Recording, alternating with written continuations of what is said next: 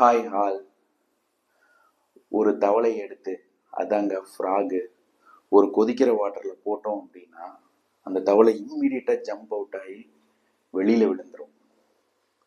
அதே தவளை எடுத்து ஒரு வார்ம் வாட்டரில் போட்டு அடியில் ஃப்ளேம் வச்சோமா, அந்த தண்ணி கொஞ்சம் கொஞ்சமாக சூடாக சூடாக அந்த தவளை அந்த தண்ணியில் சுகமாக என்ஜாய் பண்ணிட்டு இருக்கோம்.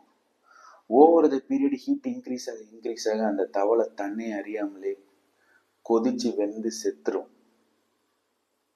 இதுக்கு அந்த தவளையால குதிக்க முடியலன்னு அர்த்தம் இல்லை. அந்த தவளை கரெக்டான டைம்ல நோட்டீஸ் பண்ணி வெளியே வராதது தான் காரணம்.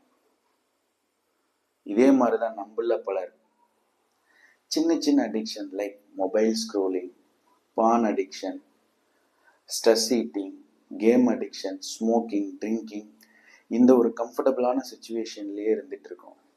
இந்த கம்ஃபர்டபுளான சுச்சுவேஷன் நம்ம டிசையர் அவுட்புட்டை மட்டும் இல்லை, நம்மளையும் ஓவர் த பீரியட் கொன்றும். ஸோ அந்த தவளை மாதிரி கரெக்டான டைமுக்கோசரம் நீங்களும் வெயிட் பண்ணிட்டு இருக்கீங்களா? This is the correct time. Shift your identity